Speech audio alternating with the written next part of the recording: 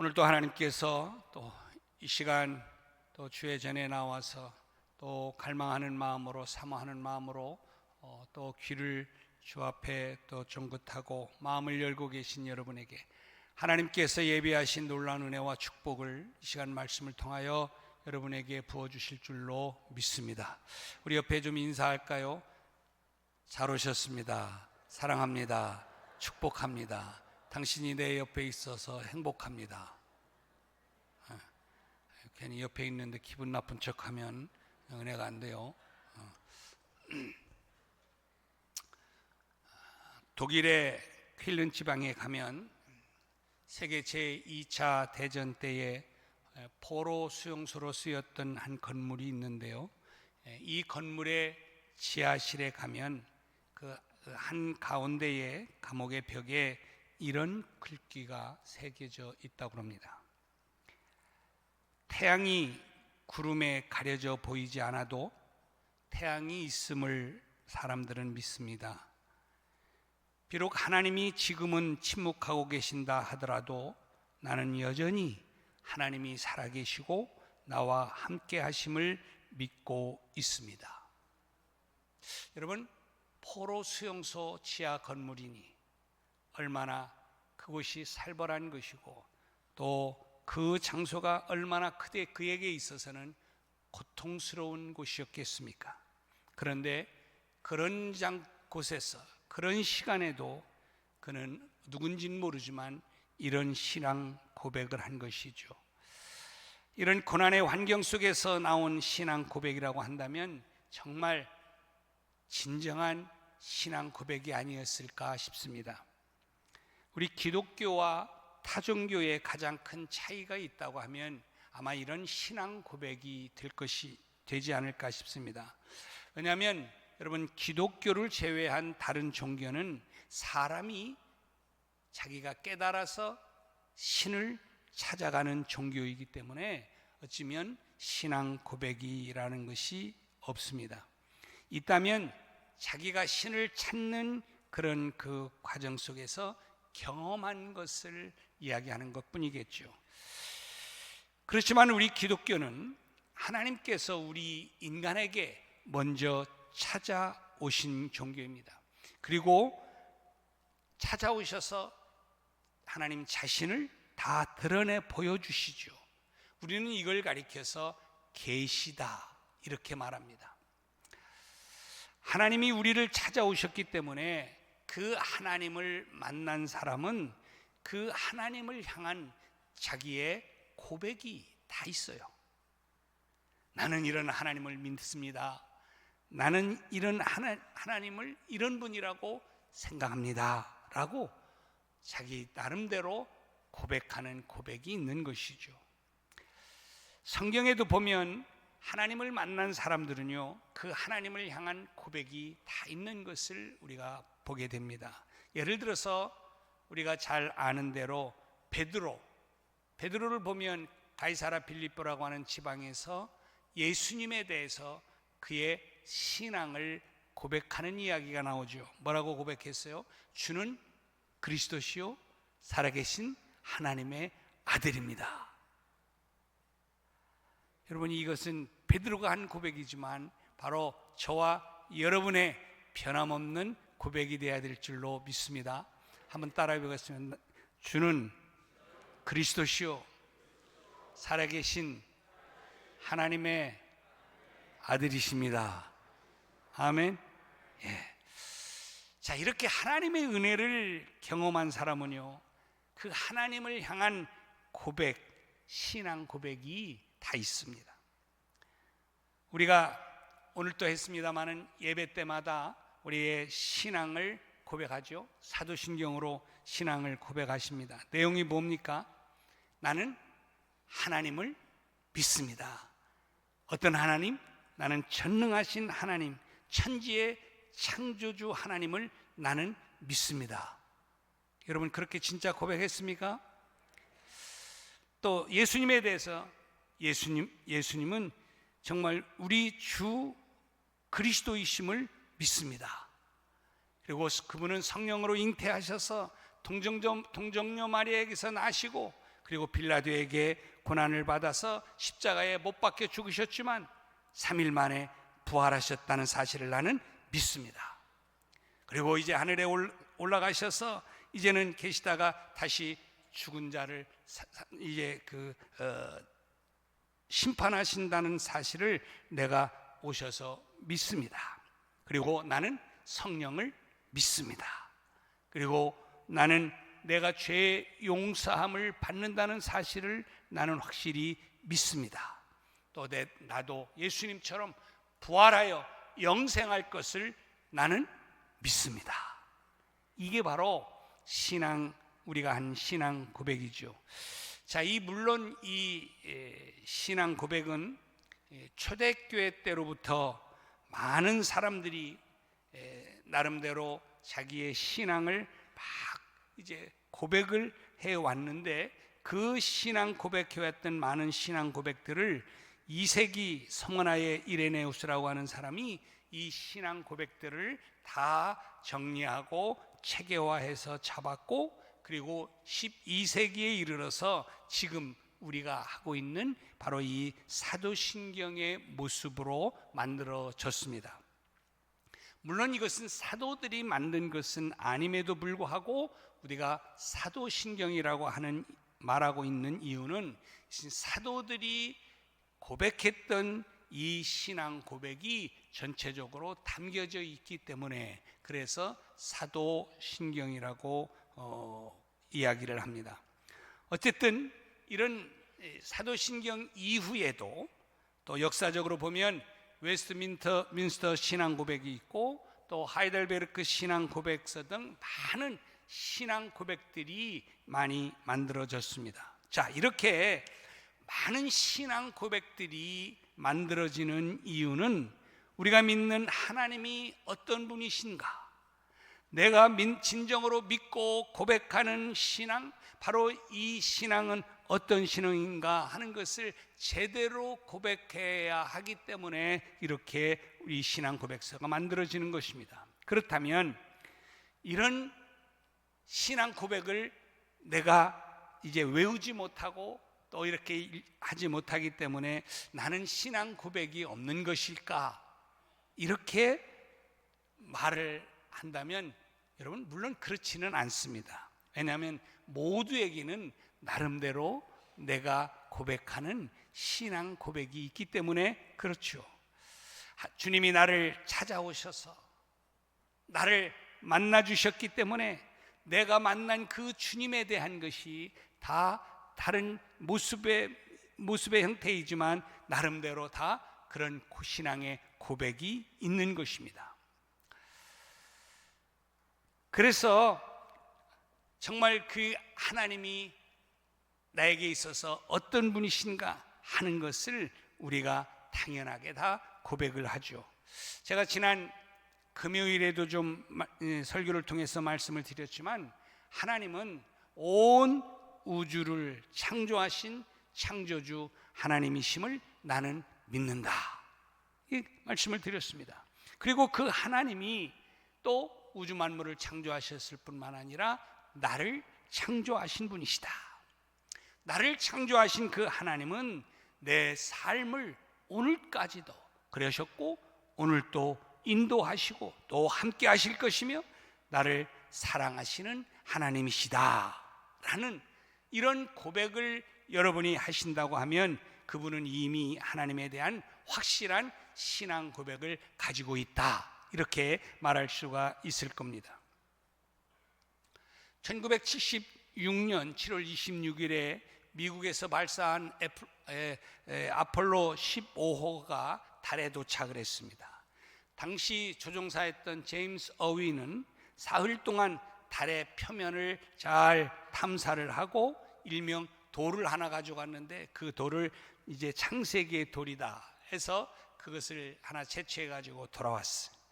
귀한 후에 많은 사람들이 그에게 박수를 보내고 훌륭하다고 그에게 존경을 표현을 했습니다. 그러면서 그를 이제 축하하는 한 연이 베풀어졌는데, 그 축하하는 연에서 많은 사람들이 그를 막 박수치고 이렇게 격려하게 될 때에 그 격려를 받으면서 그가 그 자리에서 이런 말을 했어요.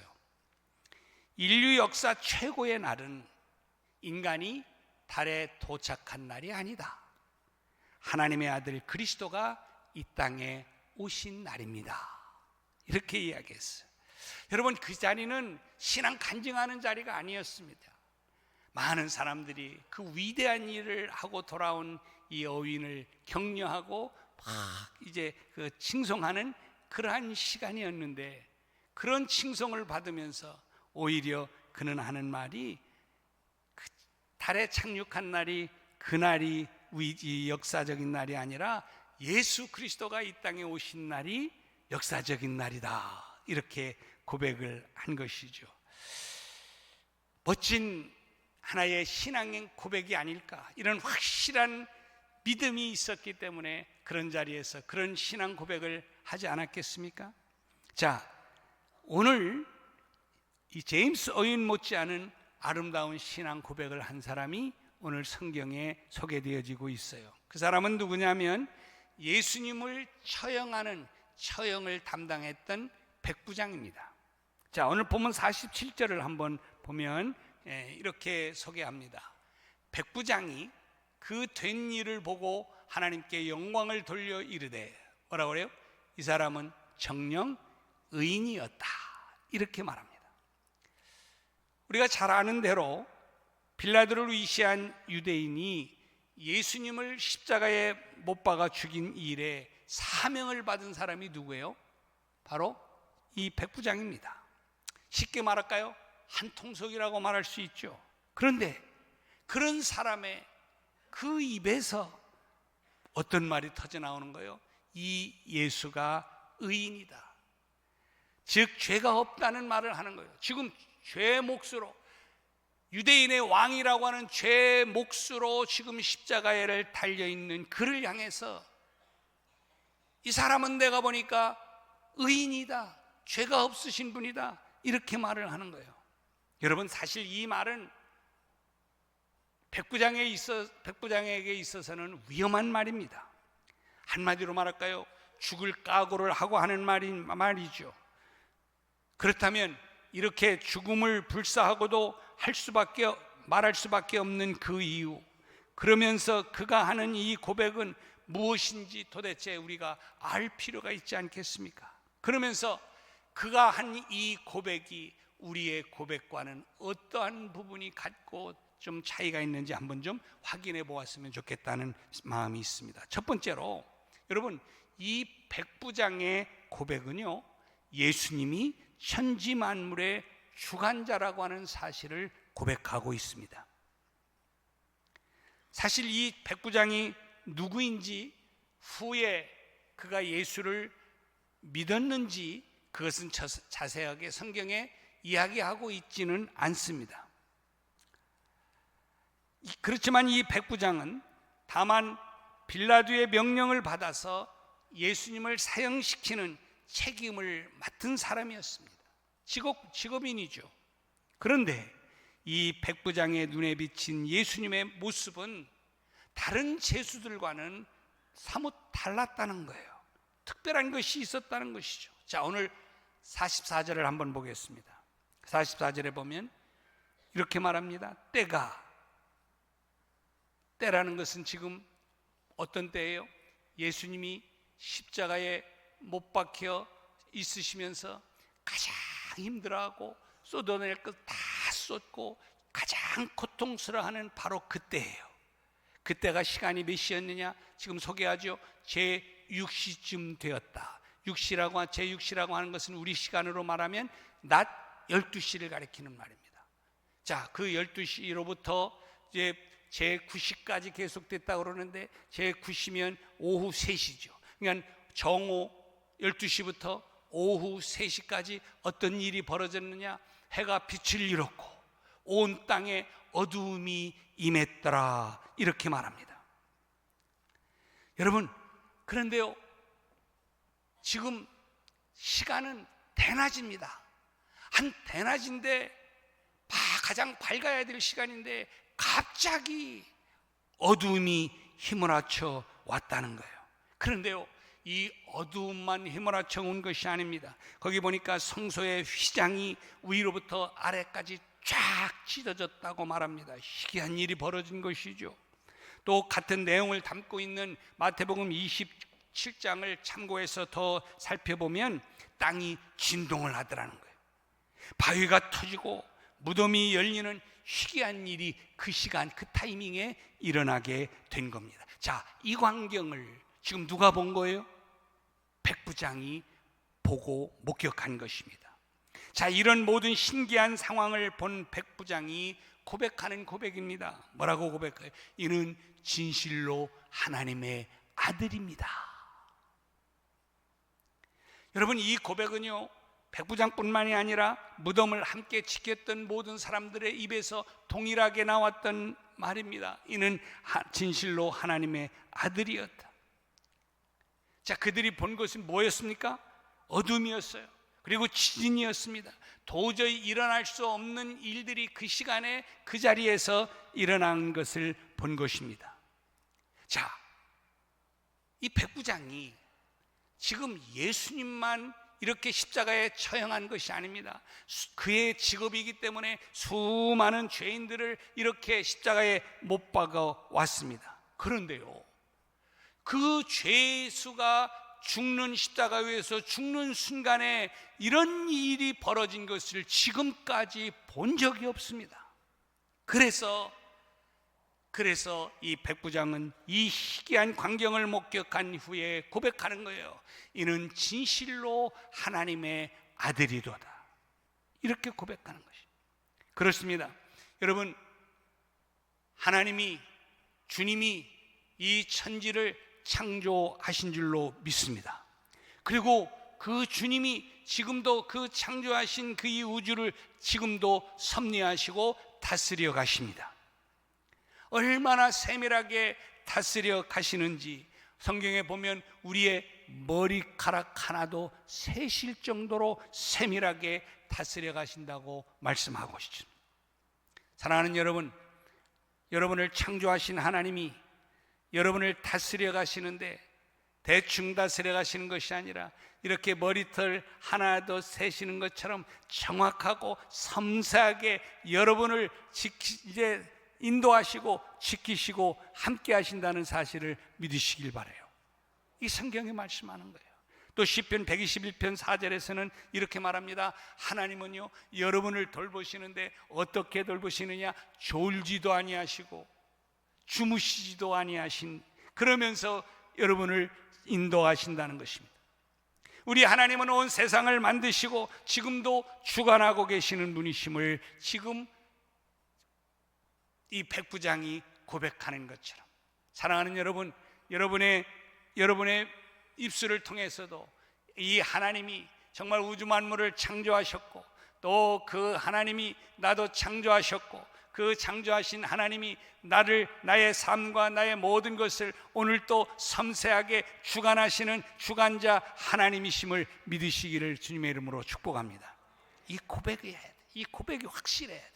그래야 우리의 삶 속에 이런 평안함이, 기쁨이 우리에게 있는 것이죠. 두 번째로요, 이 백부장이 고백하는 게 뭔지 아십니까? 예수님이 구원자시라고 하는 고백을 하고 있습니다. 뭐라고요? 예수님이 구원자시다, 나의 구세주시다, 이런 고백을 하는 것입니다. 자, 이 백부장은 오늘 성경에 보면 그 된 일을 보고서 이렇게 말을 하는데, 예수님을 의인이요 하나님의 아들이라고 그가 고백을 했는데, 그렇다면 이 백부장이 본 그 일은 또 무엇일까요? 바로 앞서 벌어진 천지가 개벽하는 천지시변의 이 사건을 말합니다. 정말 12시부터 오후 3시까지 벌어진 이 희귀한 현상, 해의 빛을 잃어버리고 땅에 어두움이 덮인 이 사건, 그 다음에 휘장이 막 찢어지는 이 사건, 이런 것을 이야기하는 것이죠. 그런데요, 이보다 앞서서 벌어졌던 일을 이 백부장이 본 것이 있습니다. 그게 뭔지 아세요? 그것은요, 한 강도가 십자가 위에서 구원을 받는 광경을 본 것입니다. 자, 예수님이 십자가에 못 박힐 때 그 양쪽에 누가 있었나요? 두 강도가 못 박혀 있었습니다. 그런데 함께 십자가에 달려있던 죄수 중 한 죄수가 이렇게 말합니다. 예수여, 당신의 나라에 임하실 때에 나를 기억하여 주옵소서. 주님, 예수님, 당신의 나라에 임할 때 나를 좀 기억해 달라고 그렇게 고백을 합니다. 여러분, 이 강도는요, 흉악한 흉악범이었습니다. 그럼에도 불구하고 그런 그에게 그런 부탁을 할 때에 예수님께서 하신 말씀이 뭔지 아십니까? 오늘 네가 나와 함께 낙원에 있으리라. 오늘 네가 나와 함께 낙원에 있으리라. 지금까지 그가 한 일은 흉악한 악한 일밖에 한 일이 없습니다. 그런데 그가 마지막 십자가 위에서 깨닫고 고백하면서 나를 기억해 달라고 할 때에 주님께서 그를 구원해 주시는 이 장면을 이 백부장은 똑똑히 그 장면을 목격을 했고 들었단 말이죠. 야, 누가 이런 일을 할 수 있는가? 누가 이런 흉악범을 용서해주고 또 품어주고 구원해 주시는 그러한 은혜를 누가 가지고 있는가? 바로 신이 아니면 할 수 없는 일이다. 자신을 못 박는 사람을 위해서 용서해 달라고 이제 기도하시는 예수님을 봤어요. 강도를 사랑하시는 구원하시는 예수님을 보았습니다. 이런 광경을 모습을 본 백부장은 야, 정말 이분은 바로 하나님의 아들이시고 우리의 구원자시라고 하는 사실을 그가 저절로 입술을 열어 고백을 하고 있는 모습을 볼 수가 있는 것이죠. 그렇습니다, 여러분. 예수님은 우리의 구원자이심을 믿습니다. 사람들이 뭐라 할지라도 여러분 속지 마십시오. 주님께서 하신 말씀을 여러분 꼭 기억하셔야 합니다. 내가 곧 길이요 진리요 생명이니 나로 말미암지 않고는 아버지께로 갈 자가 없느니라. 이 무슨 말씀입니까? 나를 따라오는 자, 내가 제시한 이 길을 나를 따라오는 자, 나를 믿는 자만이 아버지께로 갈 수가 있다. 이 선언을 하시는 것입니다. 여러분, 하나님께로 가는 길, 천국으로 가는 길은 오직 한 길밖에 없는 줄로 믿습니다. 그게 뭐예요? 예수 그리스도를 따라가는 것입니다. 사람들은 여러 말을 합니다. 아니, 심지어는 자기가 바로 재림주라고 말합니다. 구원주라고 말합니다. 여러분, 속지 마십시오. 속지 마십시오. 이만희가 자기 그 그룹에 들어와야 구원받을 수 있다고, 신천지에 갈 수 있다라고 이야기하면 여러분 속지 마십시오. 성경이 분명히 말씀합니다. 사도행전 4장 12절 말씀에는 이런 말씀하죠. 다른 이로서는 구원받을 수 없나니 천하 사람 중에 구원받을 만한 이름을 내가 준 적이 없다. 이 말은 뭐예요? 오직 나로 말미암지 않고는, 오직 나를 통해서, 오직 나를 믿음으로 말미암아 구원받게 되어진다. 이런 말씀을 하는 것이죠. 예수 그리스도가 나의 구주임을 여러분 고백한다면, 여러분 이제 교회에 나오신 지 얼마 안 되고 말씀을 이해하지 못하시는 분 혹시 이곳에 지금 계실지 모릅니다. 그러나 그런 분들도 그렇게 믿고 고백하시면 됩니다. 예수님이 내 죄를 짊어지고 십자가에 다 죽으시고 내 죄를 그 보혈로 다 덮어주심으로 말미암아 나는 구원함을 받았다. 그 예수가 그래서 나의 구세주이시다. 그래서 이제는 나는 그분을 주님으로, 내 삶의 주인으로 나는 고백합니다. 이런 고백을 하면 여러분은 구원받은 하나님의 백성이 되는 것이죠. 지금요, 백부장이 이런 지금 고백을 한 것입니다. 여러분에게도 이런 놀라운 확실한 믿음의 고백이 있기를 주님의 이름으로 축복합니다. 세 번째로 백부장의 고백은요, 예수님의 인격을 통해서 하나님을 본 고백을 하고 있어요. 자, 백부장은 예수님의 재판 과정을요 쫙 다 지켜본 사람입니다.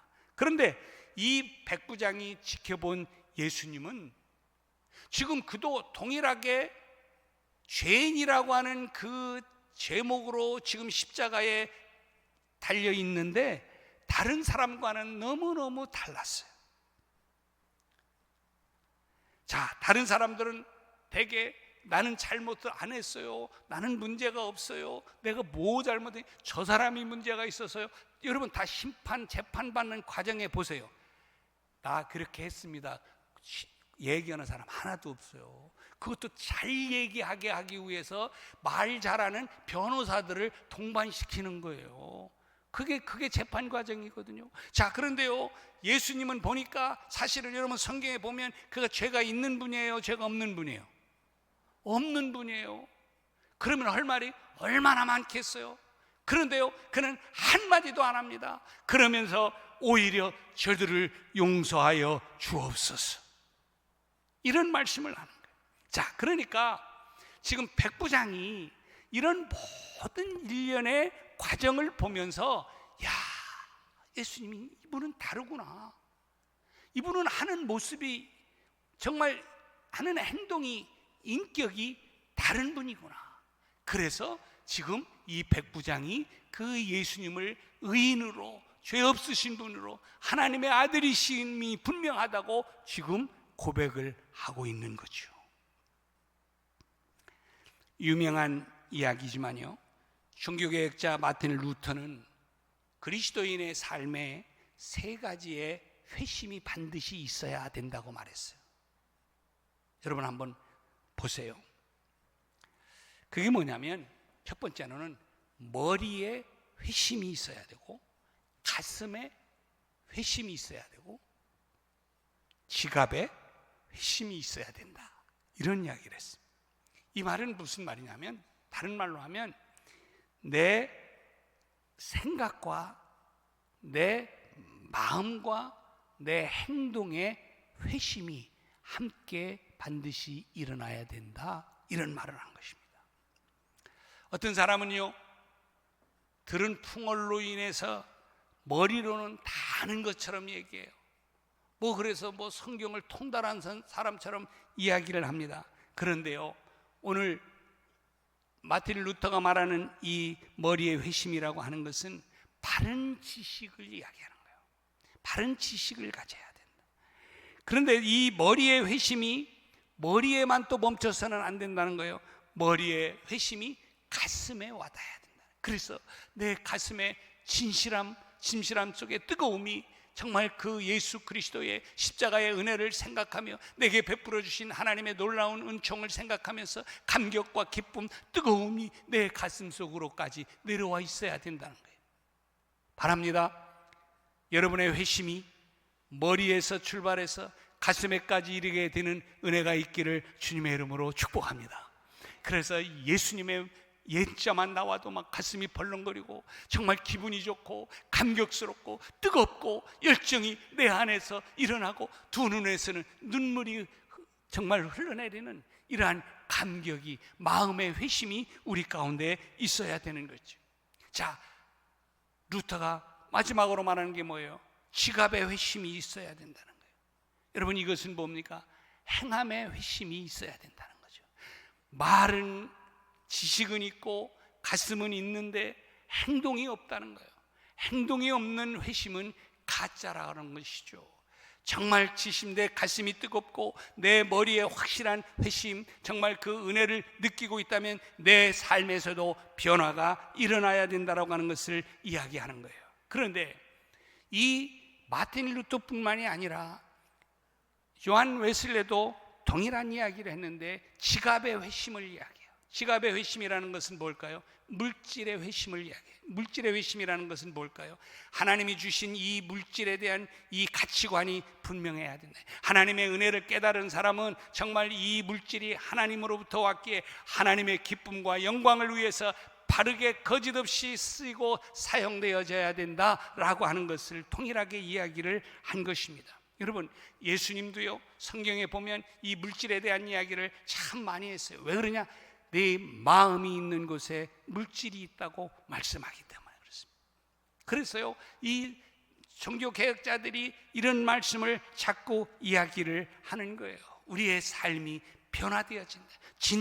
진짜로 우리의 모습이 변화되어지지 않으면 우리는 회심한 것이 아니라는 거예요. 저는 여러분에게 이러한 정말 그 머리의 회심, 가슴의 회심, 여러분의 물질의 회심, 지갑의 회심, 행함의 회심이 일어나게 되어지는 은혜가 있기를 주님의 이름으로 축복합니다. 그래서 로마서 12장 2절의 말씀에 보면 이런 말씀하죠. 여러분 잘 아시는 말씀이죠. 우리 같이 한번 읽어보겠습니다. 시작. 너희는 이 세대를 본받지 말고 오직 마음을 새롭게 함으로 변화를 받아 하나님의 선하시고 기뻐하시고 온전하신 뜻이 무엇인지 분별하도록 가라. 아멘. 거기 뭐라고 했어요? 변화를 받아야 한다는 거예요. 우리의 삶의 행동이, 행함이, 우리의 모습이 변화가 일어나야 된다는 것이죠. 여러분이 정말 진정한 머리의 회심과 또 가슴의 회심이 이렇으면 여러분의 예배에도 변화가 일어나야 될 줄로 믿습니다. 전에 드렸던 내 예배의 스타일과 지금 내가 변화받은, 내가 회심한 지금 나의 예배는 달라야 합니다. 뜨거워야 합니다. 감격이 있어야 합니다. 기쁨이 있어야 합니다. 이 예배를 통해서 하나님이 부어주시는 은혜를 느껴야 합니다. 그저 왔다가 졸다가 이러다가 가면 안 됩니다. 물론 피곤하면 그럴 수도 있죠. 그러다가도 아멘 아멘이 저절로 나와야 되죠. 마찬가지. 우리의 삶 속에서도 우리가 예배뿐만이 아니라 삶에서도 이런 모습이 나와야 돼요. 변화하는 모습. 아니 걸어가는 폼도 좀 달라야 돼요. 아니 우리의 입에서 나오는 말도 좀 달라야 됩니다. 변화되어야 됩니다. 자, 야고보서 3장 8절부터 10절 말씀에 보면 이런 야고보 사도가 이런 말을 해요. 혀는 능히 길들일 사람이 없나니 쉬지 아니하는 악이요 죽이는 독이 가득한 것이라. 어때요? 동의합니까? 이야, 우리의 입술을 한번 해봐요. 얼마나 독하고 무서운 이야기들이, 저주하는 이야기들이, 남을 칭호하는 이런 것들이 얼마나 우리의 이 혀의 입술에 담겨 있는지 몰라요. 막 독이 가득해 돼요. 이것으로 우리가 주 아버지를 찬송하고 또 이것으로 하나님의 형상대로 지음을 받은 사람들을 막 한 입술로 가지고 하나님을 막 멋지게 막 또 찬양도 했다가 또 그 입술 가지고 또 뭐라는 거예요? 이 사람을 막 저주하는 입술로도 사용한다는 거예요. 한 입에서 그러면서 찬송과 저주가 나온다. 내 형제들아, 이것이 마땅하지 않다. 이것은 내가 기뻐하는 일이 아니다. 이것은 회심한 자들이 하는 게 아니다. 이런 말씀을 해요. 그런데요, 여러분, 이 백부장은요, 예수님의 모습을 보면서, 예수님의 말을 들으면서, 그의 행동을 보면서 저분은 진짜 의인이구나, 저분은 진짜 하나님의 아들이구나 하는 것을 그가 고백하고 있는 거예요. 저는 바랍니다. 여러분이 정말 이제는 예수 그리스도를 나의 구주로 고백하며 하나님을 전능하신 하나님으로 믿고 이제는 우리가 이 영생하는 하나님의 백성이 되었다는 이 사실을 고백하면서 믿고 행동이 변화되어진 모습을 보고 이제 살아가는 여러분을 바라보면서 많은 사람들이 백부장처럼 야, 저 사람은 진짜 예수쟁이네. 야, 저런 예수 나도 좀 믿고 싶네. 저런 것에 나도 좀 가고 싶네. 이런 영향이 지금 예수님을 통해서 지금 백부장이 깨달았던 것처럼 많은 사람들이 여러분의 그런 모습을 보고 깨닫고 변화되어지고 그들도 이런 신앙 고백의 자리까지로 나오게 되는 역사가 일어나게 되기를 주님의 이름으로 축복합니다. 저는 우리 교회가 이런 교회가 됐어요. 뭐 화려하고 좋고 뭐 이런 게 아니라 정말 진정한 크리스찬들, 리얼 크리스찬들이 함께하는 공동체. 그래서 냄새가 달라요. 그래서 말하는 모습이 달라요. 또 행동하는 모든 게 달라요. 나도 그런 곳에, 그런 공동체에 함께 있으면 좋겠다고 하는 아름다운 이러한 복음의 놀라운 축복된 역사들이 여러분을 통해서, 우리 교회를 통해서 일어나게 되기를 주님의 이름으로 축원합니다. 그럴 때에 정말 하나님이 기뻐하는, 하나님이 바라시는 아름다운 하나님의 나라가 여러분을 통해서 여러분이 머무는 그곳에서 형성되어지고 일어나게 될 줄로 믿습니다. 이런 나라, 이런 하나님의 그 거룩한 땅을 꿈꾸시는 여러분 되시기를 주님의 이름으로 축복합니다. 기도하겠습니다.